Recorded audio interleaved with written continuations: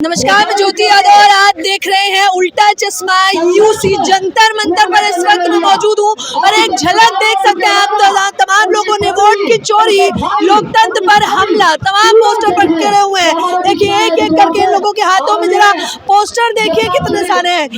EVM हटाओ संयुक्त मोर्चा, ये तमाम लोग ईवीएम में हो रही धांधली को लेकर जंतर मंतर पर एकजुट हुए हैं। किसी एक क्षेत्र से नहीं, राज्य से नहीं, बल्कि तमाम जगहों से आए हैं। देखिए इन्होंने लिखा है चौकीदार ने चोरी की है, ये हमको मंजूर नहीं। सुप्रीम कोर्ट के वकील भानु प्रताप और महमूद प्राचा दोनों ही मंच से भाषण दे रहे हैं। तमाम लोग आए हुए हैं। क्या कहेंगे भंते जी? मैं यहाँ ईवीएम के विरोध में आया हूँ और ये ईवीएम जो है बहुत बड़ा घोटाला है और ईवीएम से ये 10 बरस 2 विधानसभा संसदों में ये ईवीएम में घोटाला करके आए हैं और ईवीएम घोटाले की वजह से पूरा देश बर्बाद हो रहा है। तो मैं ये कहना चाहूँगा कि यहाँ पर बैलेट से चुनाव होना चाहिए और बैलेट से इसलिए होना चाहिए क्योंकि ईवीएम में जो चिप लगा देते हैं, ईवीएम हैक हो जाता है। जो जापान ने जो ईवीएम बनाया, जर्मन ने, जापान ने, अमेरिका ने, कनाडा ने सारे ईवीएम को बंद करा के पुनः से बैलेट से चुनाव करा रहे हैं। आज आपको मालूम होगा पूरा देश खोखला हो गया है।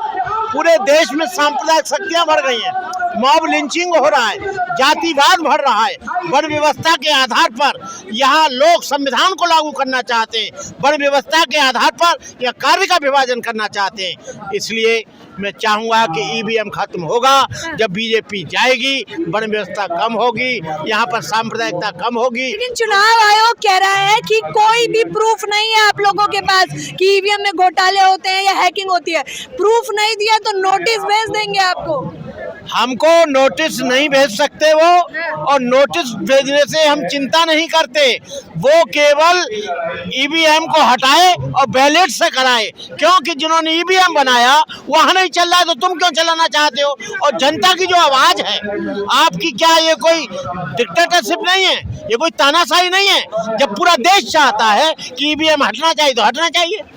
लेकिन सत्ता पक्ष तो नहीं चाहती ना, बीजेपी तो नहीं चाहती है। सत्ता पक्ष तो इसलिए नहीं चाहेगा, उसकी तो मौज आ रही है। उसकी 100 सीट की जगह 300 हो रही है, 300 की जगह 400 हो रही है, हर जगह सत्ता में आ रहे हैं। वो तो कभी नहीं चाहेगी, लेकिन जनता चाह रही है, यहाँ का आदमी चाह रहा है, यहाँ की पार्टियां चाह रही हैं। क्यों नहीं कर रहे हैं? वो नहीं चाह रही, उसके चाहने से क्या हो जाएगा? अब आगे 2024 वाले में हमें करके दिखाएं ईवीएम से चुनाव, हम बता रहे हैं तुमको। अच्छा, आप करने नहीं देंगे ईवीएम से चुनाव इस बार? ईवीएम से चुनाव नहीं करने देंगे, हम बैलेट से करवाएंगे। ईवीएम से चुनाव होगा तो यहाँ का जो 150 करोड़ है उसमें से कम 120 करोड़ आदमी उसमें हिस्सा नहीं लेगा। ईवीएम के द्वारा यदि बीजेपी आती है तो इस देश के हालात ऐसे हो जाएंगे जैसे मुस्लिम देशों में है।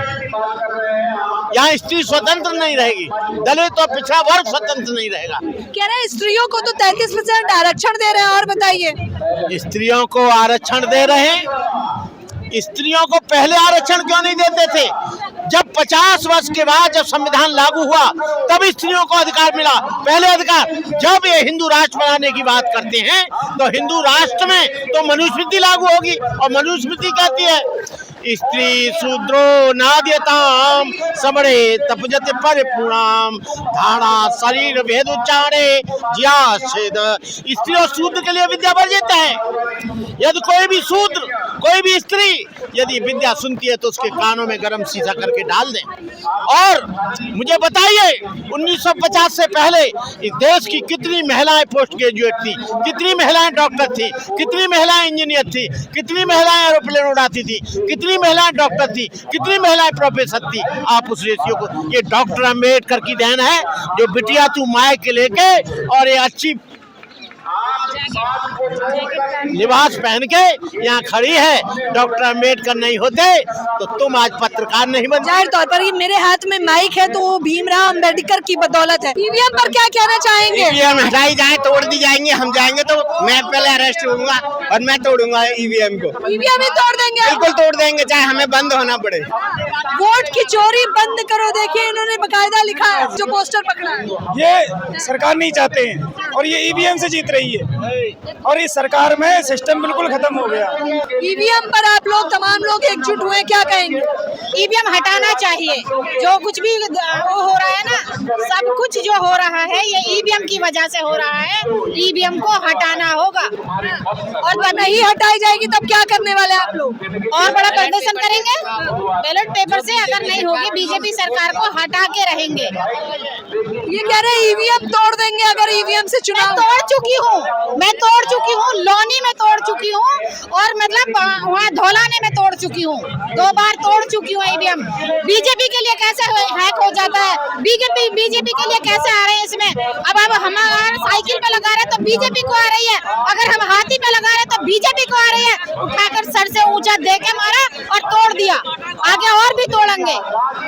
की गिनती क्यों नहीं होती? यदि वीवीपैट सुप्रीम कोर्ट का ये रूलिंग है कि 50% वीवीपैट लगाए जाएंगे तो उनकी काउंटिंग होनी चाहिए। हम ये चाहते हैं तो सब पे लगे 100% वीवीपैट लगाए जाए, उसका चुनाव हो, उसकी काउंटिंग हो, तब दिखे। आपको ईवीएम पे भरोसा क्यों नहीं है? ईवीएम में चुनाव आयोग पूरी तरीके से करप्ट है और ईवीएम में चोरी कर रहा है और हमारे वोटों की चोरी हो रही है और हम इस चोरी को नहीं होने देंगे। चुनाव आयोग तो बेबुनियादी आरोप बता रहा है। देखो जी, यहाँ पर जितने भी लोग आए हैं ईवीएम के विरोध में, यहाँ धरना प्रदर्शन के लिए आए। अभी आपने देखा बीजेपी ने अपने एजेंट छोड़ रखे हैं और यहाँ माइक पे बोल रहे हैं जी हमें ईवीएम पे पूरा भरोसा है। अरे भरोसा है तो अपना टेंट लगा के वहाँ बोलो ना। यहाँ पर आगे क्या यहाँ माहौल बिगाड़ना चाह रहे हो क्या आप? क्यों माहौल बिगाड़ रहे हो आप? आप ईवीएम में चोरी का आरोप लगा रहे हैं लेकिन चुनाव आयोग तो सीधे तौर पर कह रहा है कि ये आरोप बेबुनियाद है। आप क्या कहेंगे? तो चुनाव आयोग ने क्या गले में पट्टा लगा हुआ है कि मैं हरिश्चंद्र मतलब राजा हरिश्चंद्र हूँ और जो भी बोलूंगा सच बोलूंगा? इंसानी है ना चुनाव आयोग, एम्प्लॉय ही है ना। हमारे यहाँ तक हो रहा है कि जो सुप्रीम कोर्ट का जज है वो भी बिक रहा है और वो ऐसा बिक रहा है कि वो बिक के सीधा राज्यसभा का सदस्य बनता है। उसे क्या जरूरत है राज्यसभा सदस्य की बनने की? क्या लग रहा है 24 से पहले आप लोग ये जो है बैलेट पेपर पे चुनाव करवा पाएंगे? करवाएंगे, जरूर करवाएंगे। अगर बैलेट पेपर से चुनाव नहीं हुआ तो ईवीएम से चुनाव भी नहीं होने देंगे। एक एक ईवीएम टूटेगी। मुझे ये बताइए जो 19 लाख ईवीएम गायब हुई है, चुनाव आयोग ने क्या अभी तक उस ईवीएम के बारे में कोई जानकारी दी कि वो ईवीएम 19 लाख जो गायब हुई है वो यहाँ गायब हुई है? अभी तक एक भी अगर उन्होंने स्टेटमेंट दी हो तो बताइए। चुनाव आयोग मौन क्यों है? 28 जो दल इंडिया के वो जो वहां जाके अपना डेलीगेशन लेके जा रहे थे, चुनाव आयोग कह रहा है मेरे पे टाइम नहीं है। अरे तू टाइम नहीं है, तू जनता का नौकर है। चुनाव आयोग जनता का नौकर एक संवैधानिक संस्था है, जनता ने उसको चुन के बनाया है, ठीक है ना। आपको हमारी सुननी पड़ेगी। जनता के प्रतिनिधि वहाँ बोलने के लिए गए, उनकी सुननी पड़ेगी। क्यों नहीं सुन रहे? आपके मन में चोर है, आप उनकी सुने ना, उनको सेटिस्फाई करो ना। तो मतलब आप क्या कहना चाहते हैं जहाँ जहाँ ईवीएम है वहीं बीजेपी जीत रही है? ये ईवीएम क्योंकि सब जगह है और जब विपक्ष जीतता है तब क्यों नहीं हल्ला बोलते? देखो मैडम, ऐसा होता है अगर आपने शिकारी को देखा है ना, उसके पास तीतर होता है, पहले वो एक तीतर को छोड़ देता है और तब दूसरा उसमें जब वो हिरन जो है वो या जो भी वो जो होता है वो उसको पकड़ने के लिए आता है। फिर क्या होता है? वो शिकारी अपने जाल में उसे फंसा लेता है। लेकिन एक तीतर की तो कुर्बानी जाती है ना। अगर 1-2 स्टेट अगर वो दे रहे हैं, मणिपुर और जो तेलंगाना, ये कोई स्टेट है क्या? है इनका क्या? कितनी लोकसभा की सीट है यहाँ पर? नहीं है ना कुछ भी। लेकिन जो बड़ी स्टेट थी मध्य प्रदेश, वहाँ पर 3 जीत गए और ये कहने के लिए कह दिया अगर ईवीएम में हम घपला करते तो हम यहाँ भी जीत जाते। मतलब 24 में आप पीएम मोदी को प्रधानमंत्री नहीं बनाना चाहते? पीएम मोदी को 24 में क्या कभी नहीं बनाना चाहते। हम नहीं चाहते कि आरएसएस और बीजेपी का कोई बंदा बने, क्योंकि ये सिर्फ धर्म की राजनीति करते हैं, हिंदू मुसलमान की राजनीति करते हैं, देश के अंदर इस तरह की राजनीति करते हैं। इसलिए हम इनको कभी भी प्राइम मिनिस्टर नहीं बनाना चाहते। बीजेपी हो या आरएसएस का कोई भी बंदा उनको नहीं बनाना चाहते। तो 9 सालों में कुछ किया है आपके लिए या नहीं? क्या किया है? हमारे लिए तो कुछ नहीं किया है। जो हम तो बहुजन समाज से बिलोंग करते हैं, 85% हमारी आबादी है, हमारे लिए कुछ नहीं किया। ये यूं कह रहे हैं कि हमने 80 करोड़ लोगों को 5 किलो गेहूं दिया है, तो आप तो ये एग्री कर रहे हो कि हमारे देश की 80 करोड़ जनता जो है वो गरीब है। भुखमरी के कगार पर है, तभी तो आप बांट रहे हो ना 5 किलो अनाज। अगर नहीं होते तो नहीं देते। फिर आप एक तरफ कहते हो कि हम विश्वगुरु बन गए, हम देश में हमने विकास कर दिया, हम बहुत आगे निकल गए। जब हम बहुत आगे निकल गए तो 5 किलो राशन क्यों बांट रहे हो? बताइए ना आप, क्या है विकास का पैमाना, क्या है आप बताइए। हाँ, आपके लिए क्या है विकास का पैमाना? विकास का पैमाना जो है, जब हर एक बंदे को रोजगार मिले, एजुकेशन मिले, उसको ट्रीटमेंट मिले, अच्छा उसको स्वास्थ्य उसका रहे, सब कुछ उसको मिले। ये नहीं कि ऑक्सीजन के अभाव में वो अपने हॉस्पिटल में दम तोड़ रहा है। अभी कोरोना में आपने देखा, हमारी मेडिकल व्यवस्था सारी आपके सामने आ गई।